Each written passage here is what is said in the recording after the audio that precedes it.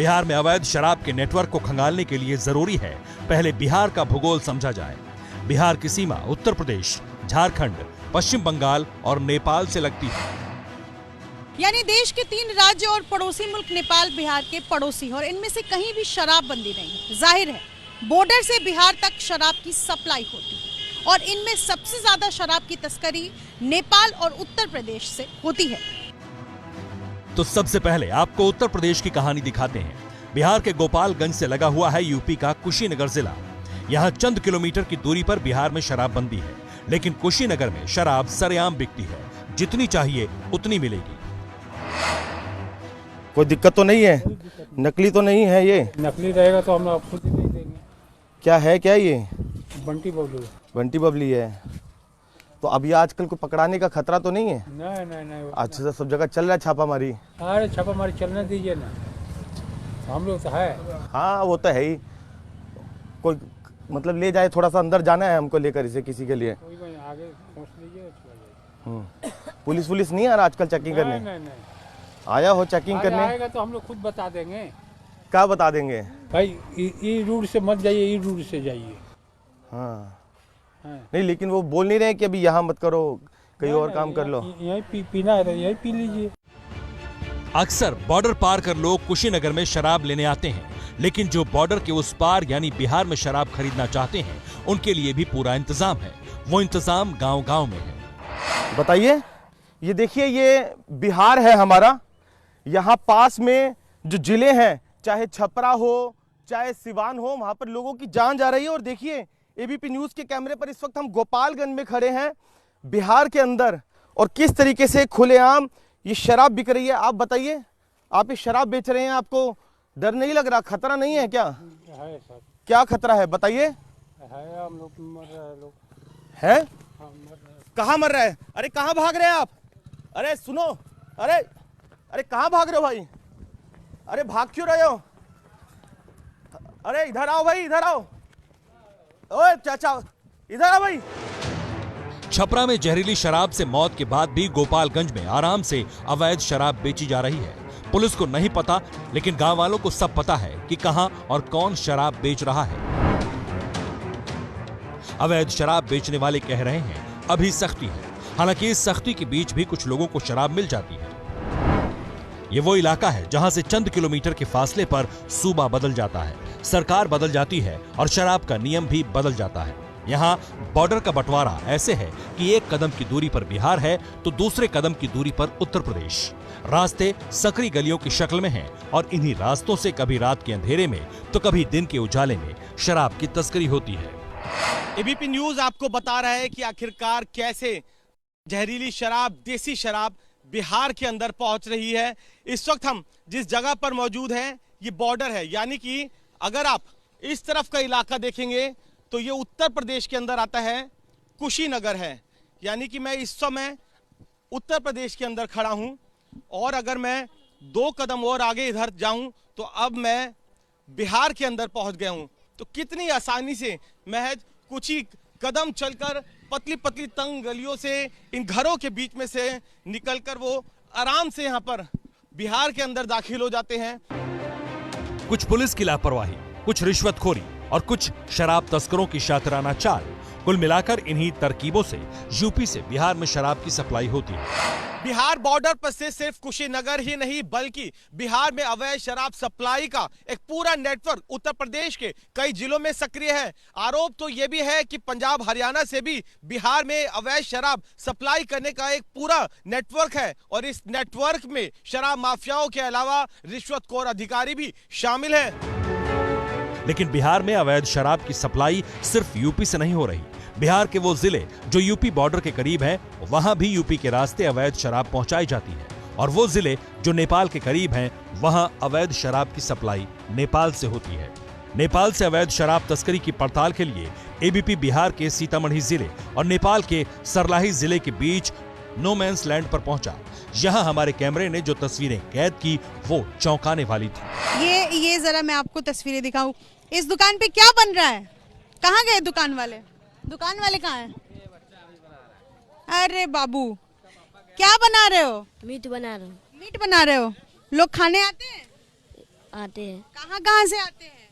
India से आते हैं, नेपाल से आते हैं। और ये बॉटल्स के लिए, हाँ, ये पीने के लिए लोग आते हैं कि नहीं आते हैं? आते हैं। आते हैं। कहाँ से आते हैं? इंडिया से, नेपाल से आते हैं। आते हैं दोनों जगह से। हाँ, पी के जाते हैं। कैसे है ये बॉटल? 120। ये सब तो पूरा खाली हो जाता होगा। हाँ, खाली हो जाता है शाम तक। और भारत से आते हैं, पी के फिर चले गए। चले जाते हैं, आराम से चले जाते हैं, कोई हला बवाल नहीं है। यहाँ बिहार से आने वाले शराबियों के लिए पूरा इंतजाम किया गया था। शाम का अंधेरा जैसे जैसे बढ़ता है, यहाँ महफिल सजने लगती है। सरकार कहती है कि दारू मत पियो, दारू खराब चीज है। मैडम, अगर बिहार में हमारे बंद नहीं किया होता तो हम लोग काहे यहाँ आते? अपने बिहार में ही मेजरगंज क्यों नहीं पी लेते? अपने सीतामढ़ी जिला में क्यों नहीं पी लेते? मजबूरी है। हमारे लिए शराबियों की खुलेआम लगने वाली ये महफिल चौंकाने वाली थी, लेकिन इससे भी चौंकाने वाला खुलासा अभी बाकी था। बिहार से सटे नेपाल के कई इलाकों में शराब की भट्टी लगी है। यहाँ बगैर किसी डर के शराब बनाई जाती है। इस कमरे में सबसे पहले मैं आपको दिखाऊंगी जो कच्चा माल जिसे पका करके तैयार किया गया है, इसको जरा देखिए। ये ड्रम है, बिल्कुल काला स्याह, ये गंदा नजर आ रहा है, इसमें बदबू आ रहा है फिलहाल। और ये मैं आपको अगर ऐसे स्टर करूं, इसको मैं थोड़ा सा इसको डंडे से ऐसे करके हिला करके आपको दिखाऊं कि लिक्विड क्या है, किस रंग का है। ऊपर देखिए बुलबुला है, काफी बड़े बड़े बुलबुले हैं। चूंकि उस माल को इसमें रखा गया है ड्रम में, और ये बिल्कुल जब वेपराइज हो जाता है, जब ये वेपर बन जाता है, तो ये इस तरीके से, ये बिल्कुल काला सा आपको दिख रहा होगा। और नीचे इस तरीके से प्लास्टिक का कंटेनर नजर आ रहा है। और ये चूंकि फिलहाल गर्म है, गर्म शराब नहीं पीते हैं, इसको ठंडा होने के बाद फिर इसका सेवन किया जाता है। इसको लोग पीते हैं और इसको पीने के लिए बड़ी संख्या में लोग यहाँ पर पहुंचते हैं, और ऐसे आमतौर पर घरों में नजर आता है। यहाँ बनने वाली कच्ची शराब एक नेटवर्क के जरिए बिहार के कई गांवों तक सप्लाई होती है। अवैध शराब बनाने वालों को न तो पकड़े जाने का डर है, न किसी कार्रवाई का भय। जाहिर है इसके पीछे करप्शन का कनेक्शन है। इन्हीं भट्टियों में बनने वाली शराब बाकायदा पैक कर बिहार के गांवों तक सप्लाई होती है और बेची जाती है। यूपी और नेपाल से ऐसे ही बिहार में अवैध शराब की सप्लाई हो रही है। मुझे ये जो कैमरे में दिख रहा है, ये खेपपुरी, ये कब पकड़ी? ये कल रात में करीब हम लोग 2 बजे माझी चेक पोस्ट पे हम लोगों ने पकड़ा है। इसी रात 2 बजे मिडनाइट ऑपरेशन में हम लोगों ने पकड़ा है। और हम लोग को सूचना मिली थी कि यूपी से आ रहा है कुछ शराब का खेप। हम लोग लगातार एक दिन पहले भी इस गाड़ी से हम लोगों ने 80 कार्टन सामने आप देख सकते हैं गाड़ी लगी हुई है, इससे हम लोगों ने पकड़ा था। कल रात में फिर पकड़ी गई है और लगातार हम लोग इस में विजिलेंस, माझी यानी कि इसी छपरा में, बिल्कुल वो हमारा एंट्री पॉइंट है, यूपी का एंट्री पॉइंट है, उसी हम लोगों ने पकड़ा है। कागज पर तो गजब की चुस्ती है, लेकिन जमीन पर सब कुछ सुस्त है। जब भी जहरीली शराब से मौतें होती है, हंगामा होता है, तो पूरा सिस्टम ऐसा लगता है कि एक्टिव हो चुका है। कुछ छापे पड़ते हैं, थोड़ी कार्रवाई होती है, लेकिन उसके कुछ समय बाद फिर से बर्फ जमना शुरू हो जाती है, फिर से सब कुछ शांत हो जाता है और फिर से शराब तस्कर अपनी पूरी रौ में एक्टिव हो जाते हैं। देखिए, जहरीली शराब की वजह से 75 से ज्यादा लोगों की मौत के बाद अब बिहार में प्रशासन एक्शन में नजर आ रहा है। एक के बाद एक लगातार छापेमारी की जा रही है, गांव-गांव अवैध शराब बेचने वालों की तलाश की जा रही है, यहां तक कि भूसे के ढेर में अवैध शराब की तलाश हो रही है। लेकिन सवाल यह है कि आखिर ये सारा एक्शन अब क्यों, पहले क्यों नहीं?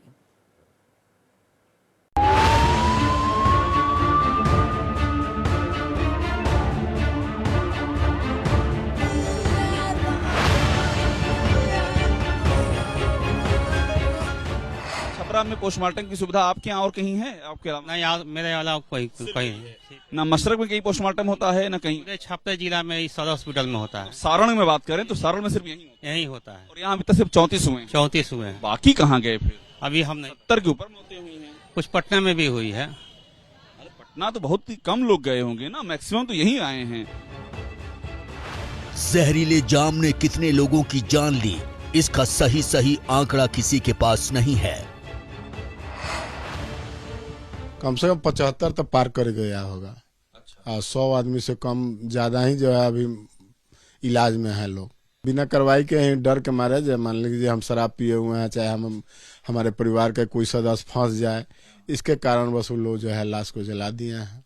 सरकार भी तो कह रही है कि जिसमें हम कोई मुआवजा नहीं देंगे, तो लोग इसी तरह जो है उसको जला दिया। लोग कह रहे हैं 100 से ज्यादा लोगों की जान गई, लेकिन सरकारी कागजात में सिर्फ 38 मौत दर्ज हैं।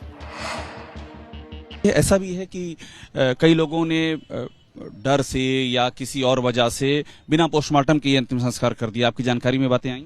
इस प्रकार की बातें अलग अलग जगह से आ रही हैं, इसको हम लोग वेरीफाई कराते हैं। वेरीफाई कराने के बाद ही हम कुछ इसमें स्पष्ट कह पाएंगे। जानकारी में ऐसी बातें आई हैं, कैसा हुआ है? इस प्रकार की सूचना हमको अलग अलग जगह से मिल रही है, तो इसका हम लोग सत्यापन करा रहे हैं। प्रशासन का ऐसा खौफ है कि अपनों की मौत के बाद भी लोग मुंह नहीं खोल रहे हैं। चुपचाप अंतिम संस्कार किया और इस डर से खामोश हो गए कि कहीं शराबबंदी का डंडा न चल जाए। बड़े बड़े वेंडर हैं, वो लोग जो है बेचे, वो तो और आदमी मरता है, लेकिन जो है बच गया लोग जो है मैंने जब खा पीते या तुरंत जो है मैंने एक्शन ले लिया। थाने में भी कहा गया है जो भाई हमारे यहाँ पीने वाले लोग हैं, तो कुछ जो है प्रशासन उसको धा के ले जाता है, फिर बेल करा के चला आता है। हम लोग से बराबर जो है मैंने झगड़ा करने के रूप में आ जाता है लोग। आरोप उस प्रशासन पर है जिसकी जिम्मेदारी शराब की तस्करी रोकने की थी। अब 80 से ज्यादा मौत के बाद प्रशासन एक्शन में है। जो एक्साइज डिपार्टमेंट है वो यहाँ पर पहुंचा है छापेमारी करने के लिए। कुछ इन्फॉर्मेशन मिली थी कि यहाँ पर जो गांव के लोग हैं वो भी जो कच्ची शराब होती है उसका व्यवसाय कर रहे हैं, और उसी के बाद एक्साइज की टीम यहाँ देखिए किस तरीके से गांव में घर घर जाकर जो छापेमारी है वो कर रही है। गांव गांव प्रशासन की टीम अवैध शराब की तलाश कर रही है। जिन पर पहले अवैध शराब की कारोबार का केस दर्ज रहा है उन पर नजर रखी जा रही है। उन रास्तों पर खास तौर पर नजर रखी जा रही है जहां से शराब की तस्करी होती रही है। दिन रात हो रही इस छापेमारी का असर भी दिख रहा है। भारी मात्रा में अवैध शराब की बरामदगी हुई है। 270 से ज्यादा लोगों को गिरफ्तार किया गया है, लेकिन अवैध की खेप जो पहले ही गांवों में पहुंचाई जा चुकी थी वो प्रशासन के लिए परेशानी की वजह बन रही है। कल तक जो है 270 लोगों की गिरफ्तारी जब ये सूचना प्राप्त हुई थी उसके बाद विशेष अभियान चला करके 270 लोगों की गई थी और लगभग 6000 लीटर शराब भी बरामद किए गए थे। ये प्रक्रिया 3 से 4 दिन में जो घटनाक्रम हुए थे उसके बाद हुई है। इन सब के बीच बिहार में शराबबंदी और शराब से हो रही मौतों को लेकर राजनीति भी हो रही है। विपक्ष के निशाने पर सीएम नीतीश कुमार और उनकी सरकार है। आरोप लग रहे हैं कि सरकार अवैध शराब की तस्करी रोकने में नाकाम रही है। 2 घूंट अगर किसी ने शराब पी ली तो उसको मार दिया जाए, उसको मरने दिया जाए, या कहीं भी नीतीश जी आपकी नैतिकता नहीं हो सकती है। आप कह रहे कि जो पिएगा वो मरेगा, तो पूरे प्रशासन ने यही इंतजाम कर दिया है कि जो पिएगा वो मरेगा। ऐसा इंतजाम कर दिया पुलिस ने, प्रशासन ने कि पियो और मरो, तुमको बचने का अधिकार नहीं है, तुमको जीने का अधिकार नहीं है। शराबबंदी लागू होने से जो कागजे पर लागू भइल बा, आपका हमारा बिहार सरकार का 20,000 करोड़ रुपया साल का नुकसान हो रहा है। आई पैसा केकरा मिल जाता? जितना शराब का माफिया पैदा कर दिया नीतीश कुमार ने बिहार भर में, अब पुलिस वाला यही 20,000 करोड़ रुपया लूट के ले जा रहा है घर में अपने। विपक्ष के इन आरोपों के बीच फिलहाल नीतीश सरकार बैकफुट पर है। प्रशासन फिलहाल एक्शन में है, छापेमारी हो रही है, लेकिन सवाल यह है कि आखिर हर हादसे के बाद ही ऐसा एक्शन क्यों होता है? क्यों नहीं आम दिनों में भी प्रशासन अवैध शराब माफिया के खिलाफ ऐसी छापेमारी करता है? बिहार के बाद अब जरा दिल्ली की बात कर लेते हैं। गुजरात में आम आदमी पार्टी की जीत के बाद दिल्ली के मुख्यमंत्री अरविंद केजरीवाल का जोश आए है। आज दिल्ली में आम आदमी पार्टी की राष्ट्रीय परिषद की बैठक हुई। इस बैठक में अरविंद केजरीवाल ने सीधे मिशन 2024 का प्लान पेश किया है। हमारी विचारधारा के 3 स्तंभ हैं। कट्टर देशभक्ति, दूसरा कट्टर ईमानदारी और इंसानियत। इंसान का इंसान से हो भाईचारा, यही पैगाम है।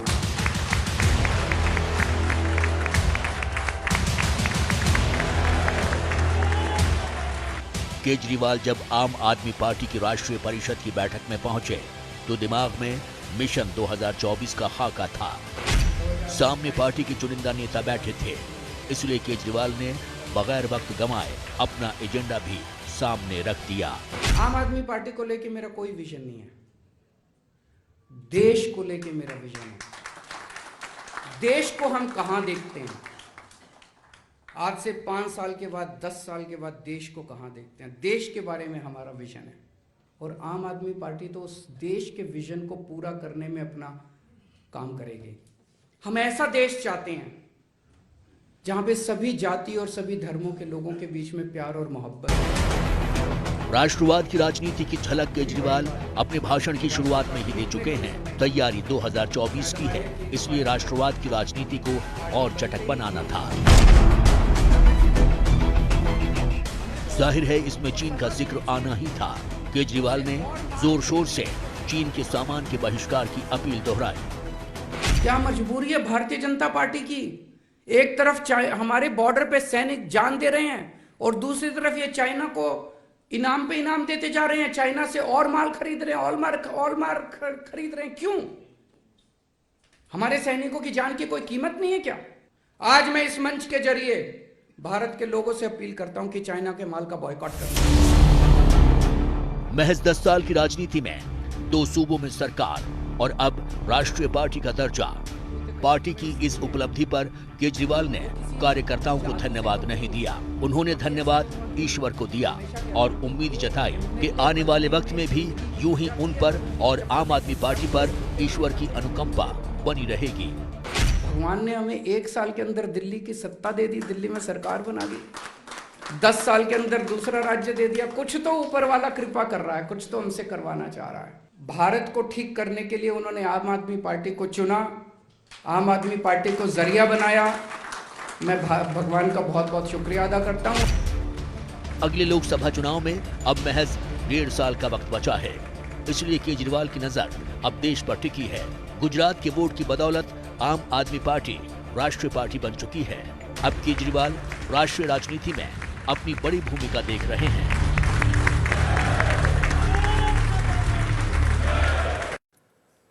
और आगे आपको दिखाएंगे समंदर का बादशाह, लेकिन पहले नजर हेडलाइंस पर। हेडलाइंस के प्रस्तुतकर्ता सिग्नोरोवेयर आपके हर दिन के चैलेंजेस को करेंगे आसान। सिग्नोरोवेयर के कुकवेयर, ग्लासवेयर, लंच बॉक्सेस और भी बहुत कुछ। सह प्रायोजक सलूजा गोल्ड TMT सरिया, मजबूती सब कुछ है।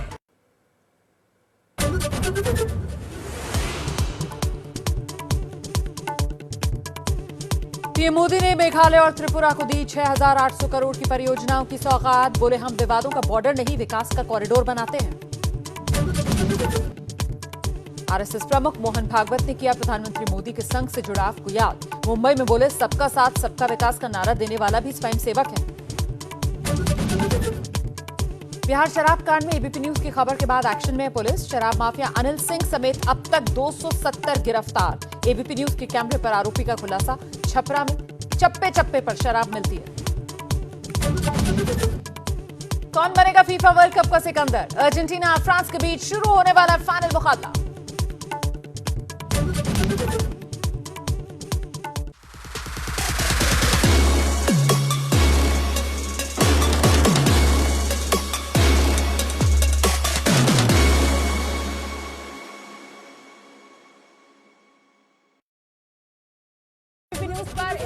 जब गुजरात में सरकार बन रही थी, जब हिमाचल में तस्वीर बदल रही थी, तब देश ने देखा सिर्फ एबीपी न्यूज। चुनाव से नतीजों तक एबीपी का परचम। काउंटिंग कवरेज में ABP news number 1। ABP news आपको रखे आगे। मेरा शो आगे का एजेंडा अब आप अपने मोबाइल फोन्स और स्मार्ट टीवीज पर भी लाइव देख सकते हैं। डाउनलोड कीजिए एबीपी लाइव ऐप। मेरा शो मास्टर स्ट्रोक अब आप अपने मोबाइल फोन और स्मार्ट टीवीज पर भी लाइव देख सकते हैं, तो डाउनलोड कीजिए एबीपी लाइव ऐप।